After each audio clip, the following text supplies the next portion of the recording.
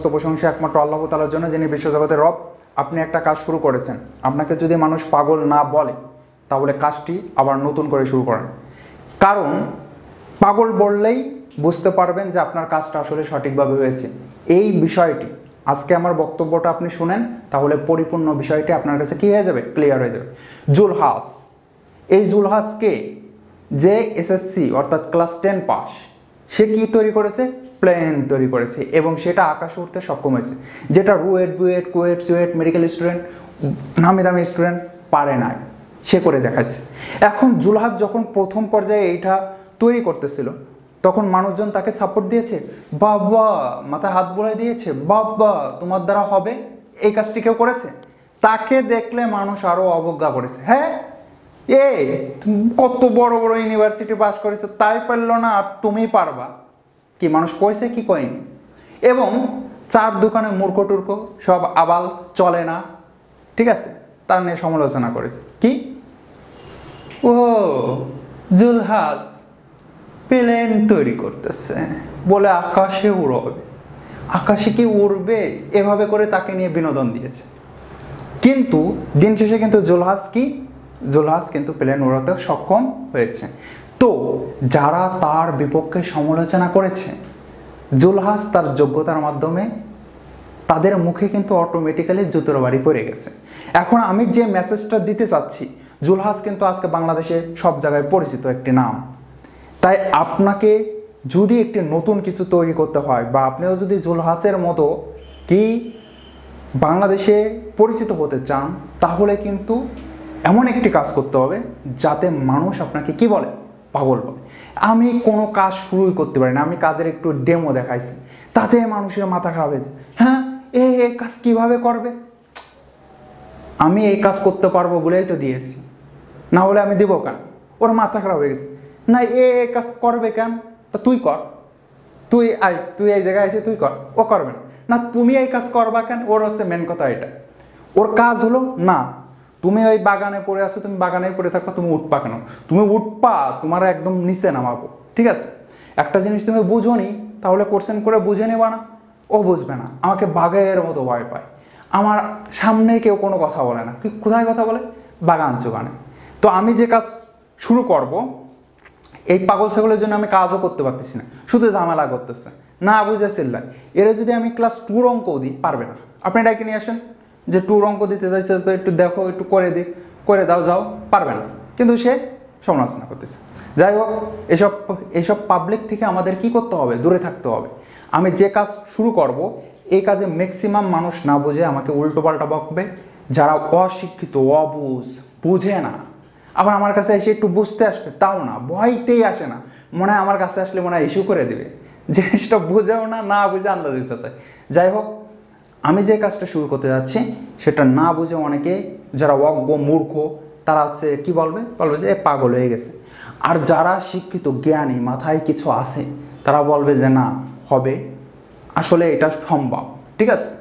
এখন আরও একটা বিষয় আপনাদের ক্লিয়ার করে দিই, সেটা হলো যে মনে করেন 100 বছর আগে যদি বলা হতো যে একটা টাচ স্ক্রিন ফোন আবিষ্কার হবে, যেখানে কি হবে, যেখানে হচ্ছে টাচ দিয়ে এরকম সব কিছু করা সম্ভব হবে, বা একটা টাচ দেবো ছবি তোলা হবে, বা ভিডিও রেকর্ড করা সম্ভব হবে, ও হ্যাঁ শালা পাগল, অজ্ঞ, কি বলতেছে, এ চলে নাই, এইসব কথা কিন্তু বলবে।